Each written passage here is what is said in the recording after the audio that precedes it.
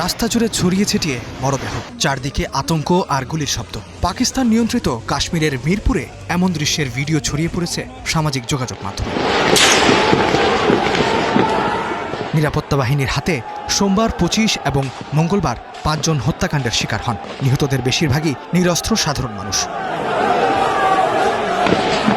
সম্প্রতি giant Awami action committee JACC নামের একটি দলকে নিষিদ্ধ করে প্রশাসন। সংগঠনটির সাথে জড়িত রাজনীতিবিদ ছাড়াও স্থানীয় নাগরিক সমাজের বহু মানুষ।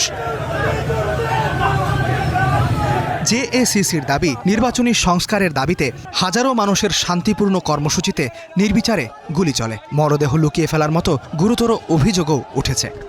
নিরাপত্তা বাহিনী মরদেহগুলো সরিয়ে নিয়েছে, হাসপাতালও অবরুদ্ধ করে রাখা হয়েছে।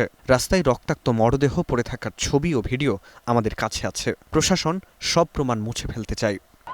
ভারত নিয়ন্ত্রিত কাশ্মীর থেকে আসা শরণার্থীদের জন্য আইনসভায় ১২টি সংরক্ষিত আসন রাখার বিরোধিতা থেকেই আন্দোলনের সূচনা।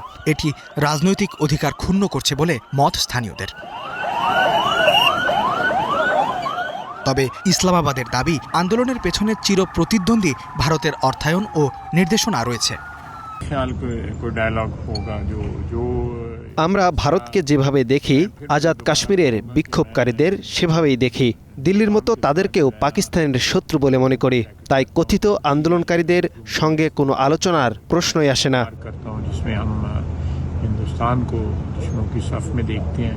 এদিকে আজাদ কাশ্মীরের মানবাধিকার পরিস্থিতি নিয়ে উদ্বেগ জানিয়েছে অ্যামনেস্টি ইন্টারন্যাশনাল।